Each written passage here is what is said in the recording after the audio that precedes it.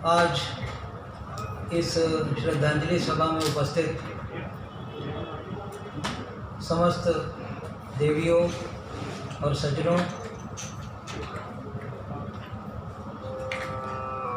शांत मन से थोड़ी देर के लिए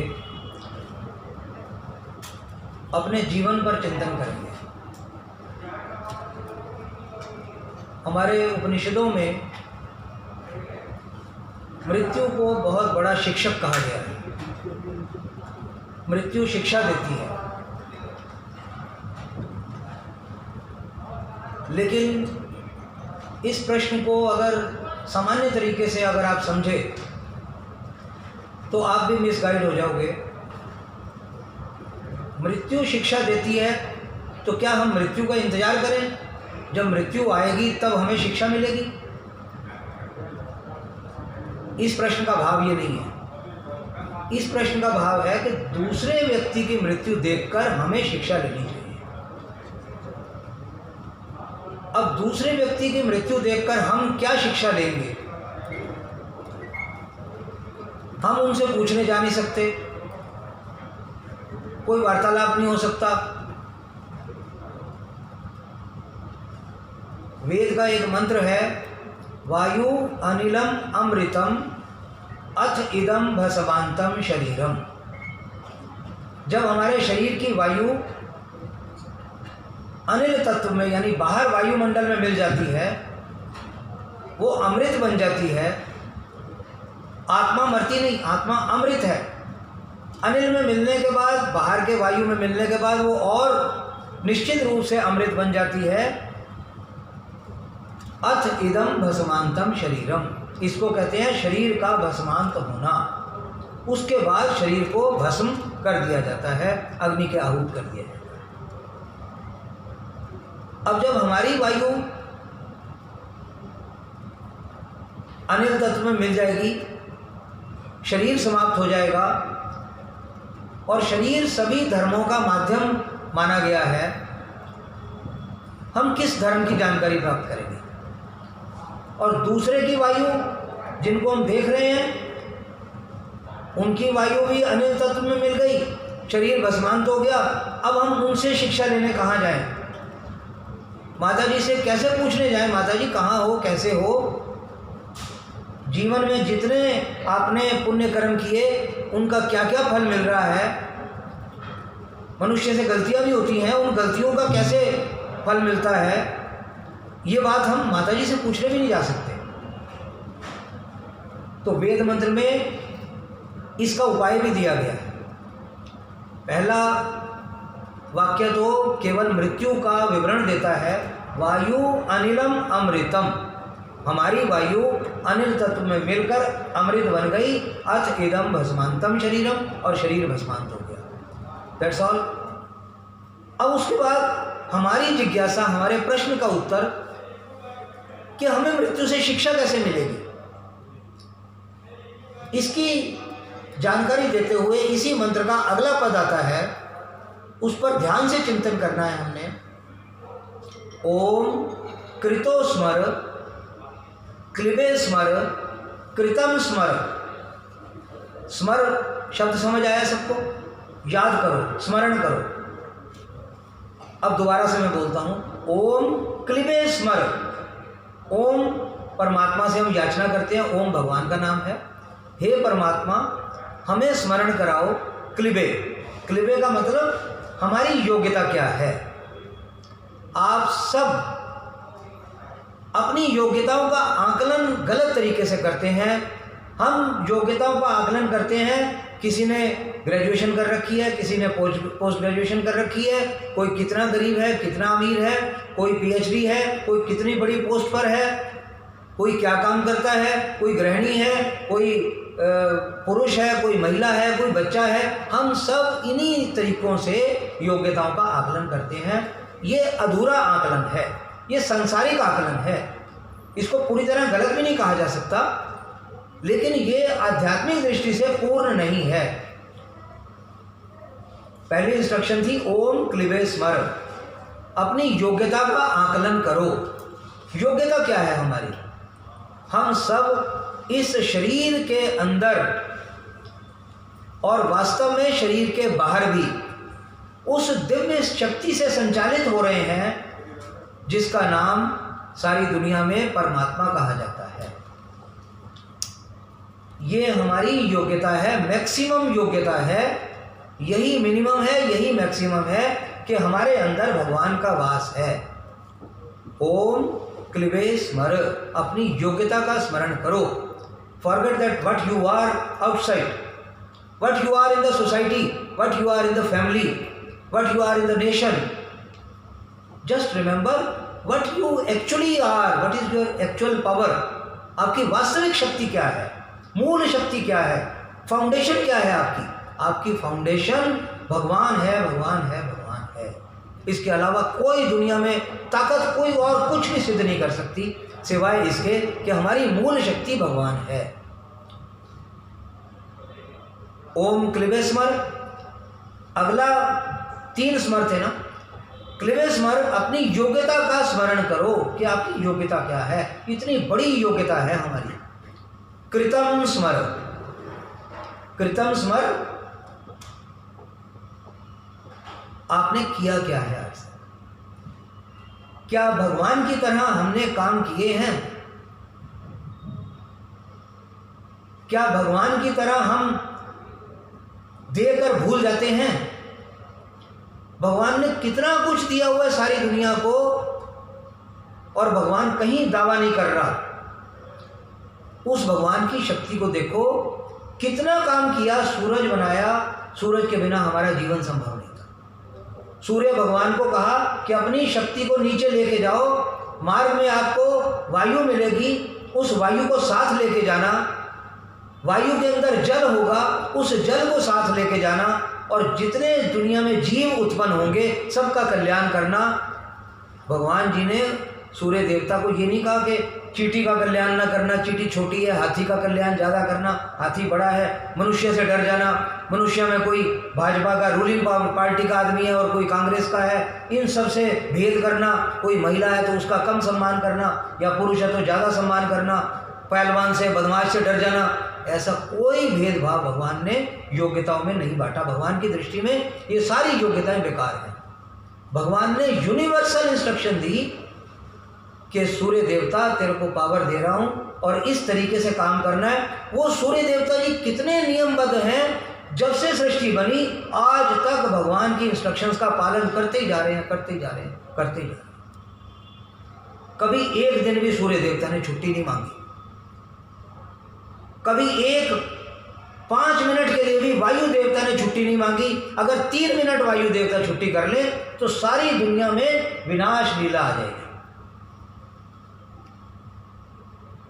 3 मिनट अगर हम सांस ना लें तो हमारी मृत्यु हो जाती है। ओम क्लिबे स्मर, अपनी योग्यता का स्मरण करो। कृतम स्मर, क्या कार्य किया है हमने उसका स्मरण करो, उससे अपनी योग्यता का आकलन करो, क्या हम भगवान की तरह बने। कृतो स्मर, कृतो, ओम जैसे भगवान का नाम लिया ना, आपका नाम, हम सब का नाम, सभी पशु पक्षियों का नाम। अगर मैं किसी से सवाल करूं कि सबका कोई एक नाम है तो हम सब ने अपनी अपने अलग अलग नाम, अलग अलग पहचान रखी हुई है। हम सब का एक नाम है कृतु स्मर। हम कृतु हैं। कृतु, कृतु का मतलब जो हमारा जीव तत्व है, इंडिविजुअल इकाई है, वो कृतु है, वो काम का करने वाला है।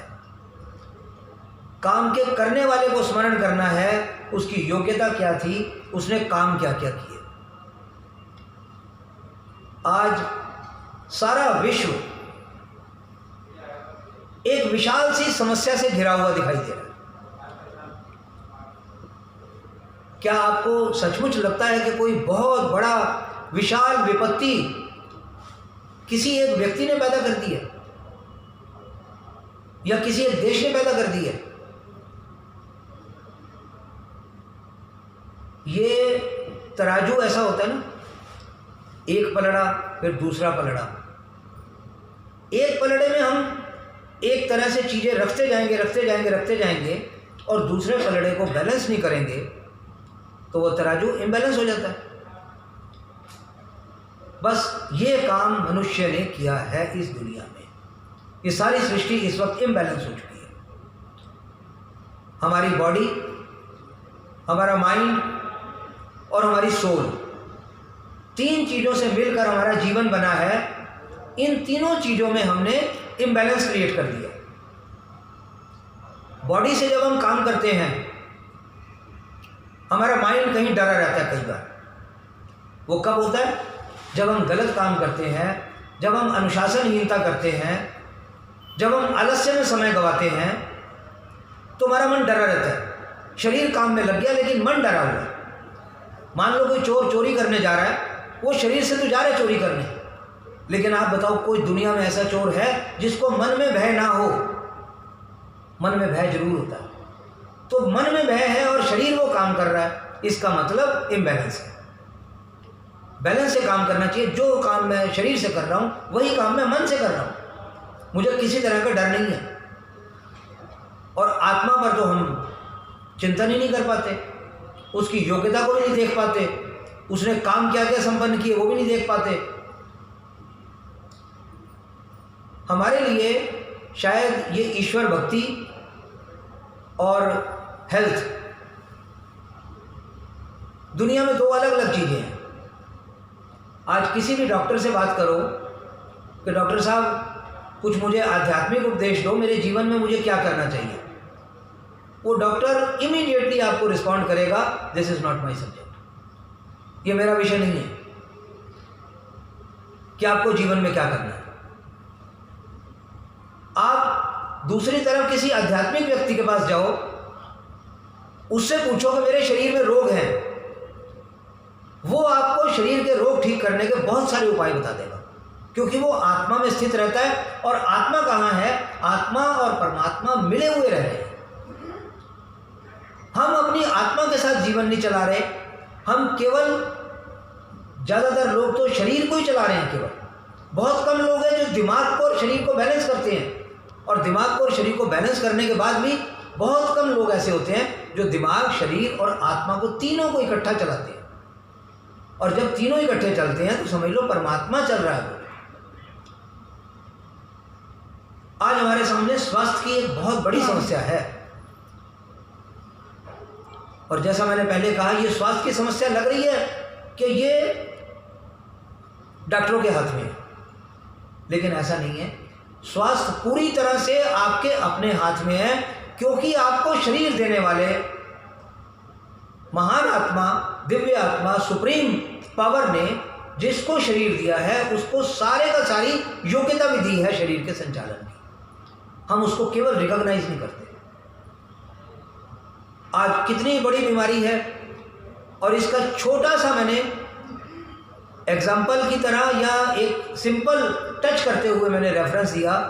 भगवान ने सूर्य भगवान को शक्तियां दी।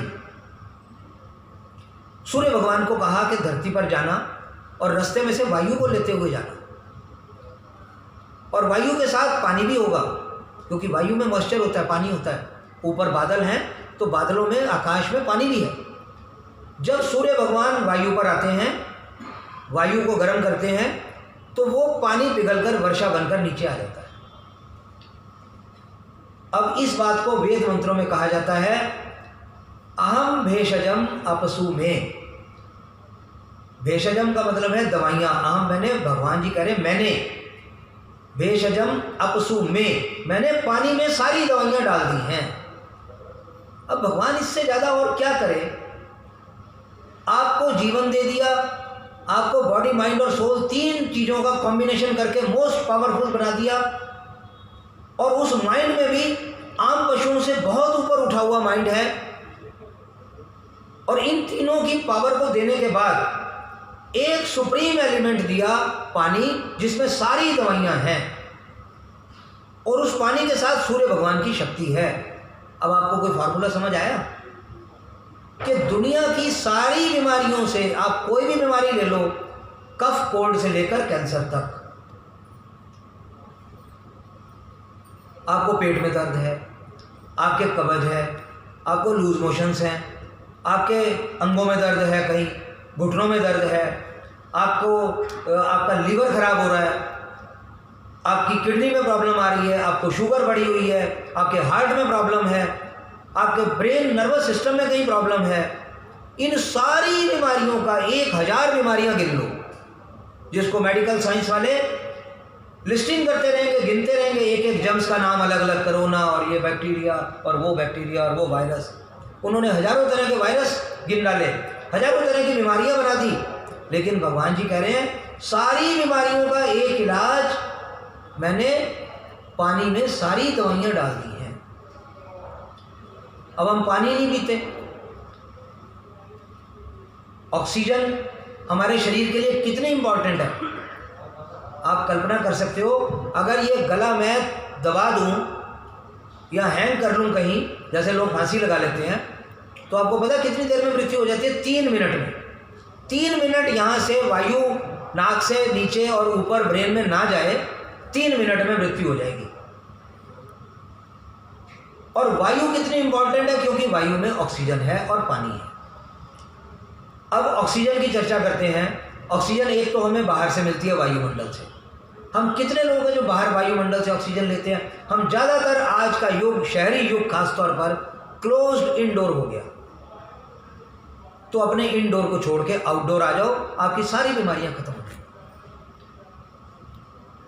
जरा टाइम को देखिए। उसके बाद ऑक्सीजन हमें कहां से मिलेगी?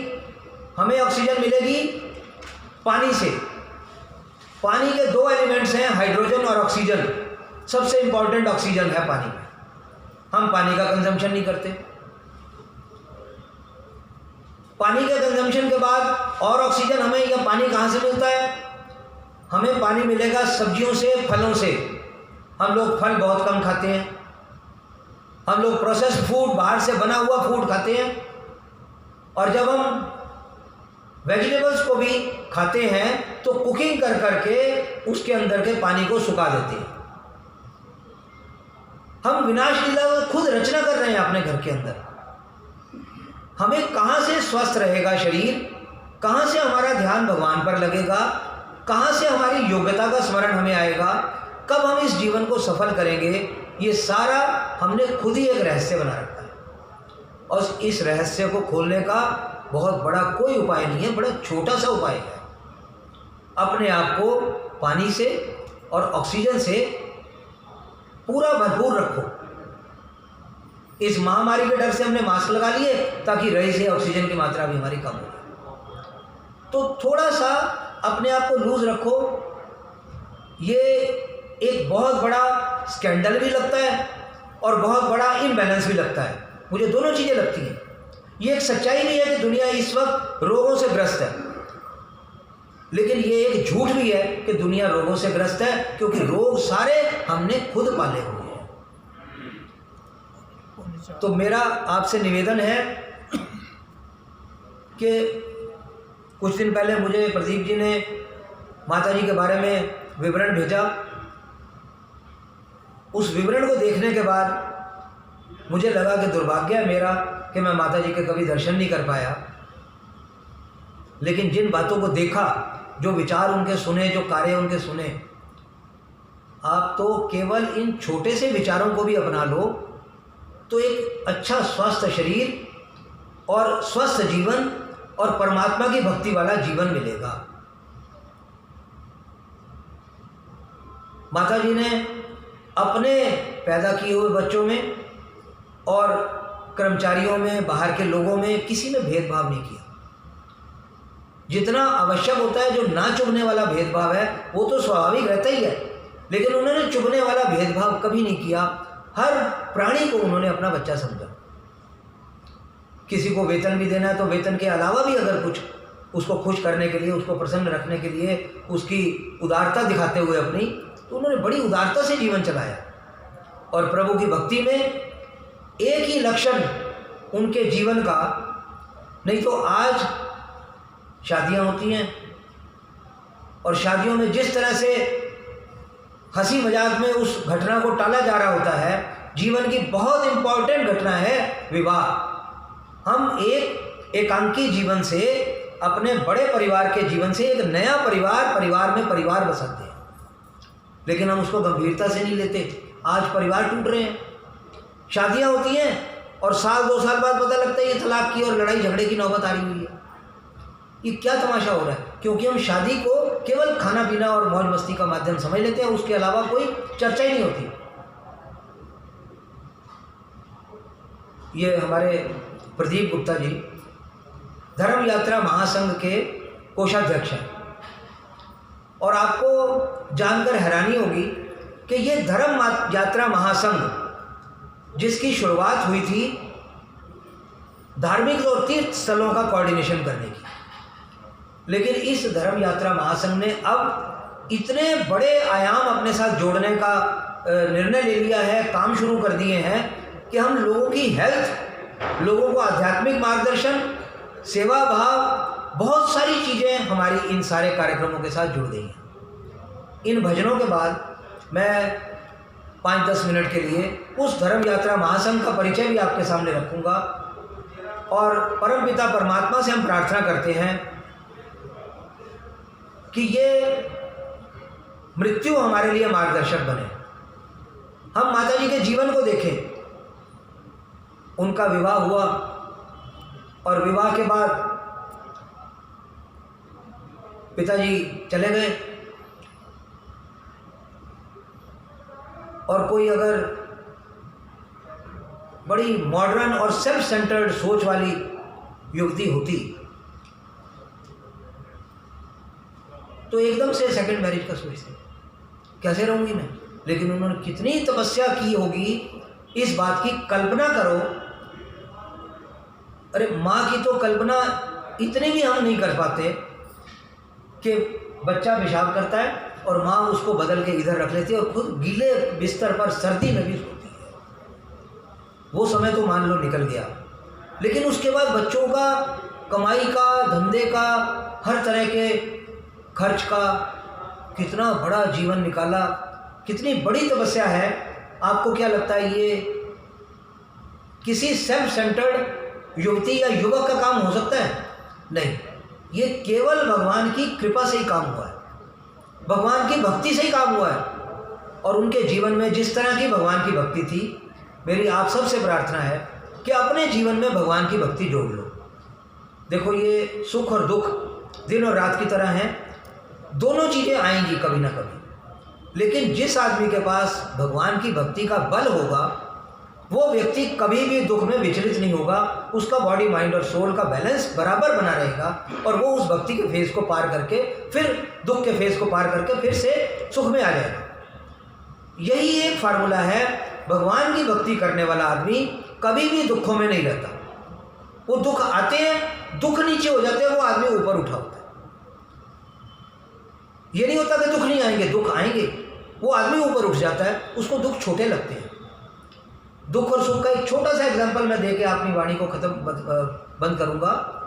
एक गरीब आदमी है, उसकी बेटी की शादी होनी है और उसके पास 5-10 हज़ार 15 हज़ार रुपये का इंतजाम है। उसको बताया जाता है तेरी बेटी की शादी में 1 लाख रुपया लगना है। उसके लिए कितनी बड़ी समस्या है, समझ सकते हो ना आप। उसकी पूंजी है केवल 10-20 हज़ार और उसके सामने खर्च है 1 लाख रुपए का। उसके लिए कितनी बड़ी समस्या है। अब एक दूसरे आदमी का एग्जांपल लो। एक दूसरा आदमी है, पूरा संपन्न है, करोड़ों रुपया है, उसको बताया जाता है कि तेरी बेटी की शादी है और अब इसमें 10 करोड़ रुपया लगना है। वो कहता है कोई बात नहीं। बताओ दोनों में क्या फर्क है। एक आदमी के सामने केवल 1 लाख रुपए जैसी छोटी सी समस्या है, उसके लिए बहुत बड़ी है क्योंकि उसकी योग्यता कम है, और एक आदमी के सामने 10 करोड़ की समस्या है, उसके लिए समस्या बड़ी छोटी सी है क्योंकि उसकी योग्यता बहुत बड़ी है। आप भगवान की योग्यता को अपने अंदर धारण कर लोगे तो ये छोटे छोटे दुख सुख, ये जो वेव्स आती है ना जीवन में, ये सारी वेव्स नीचे नजर आएंगी। आपकी योग्यता बहुत बड़ी होगी, भगवान की योग्यता आपके अंदर बोलेगी। यही माता जी ने अपने जीवन में प्रदर्शित किया। केवल ईश्वर भक्ति को धारण करो। माता जी के चरणों में सच्ची श्रद्धांजलि यही होगी कि हम उनके केवल एक गुण को धारण कर ले, ईश्वर भक्ति। ओम शांति।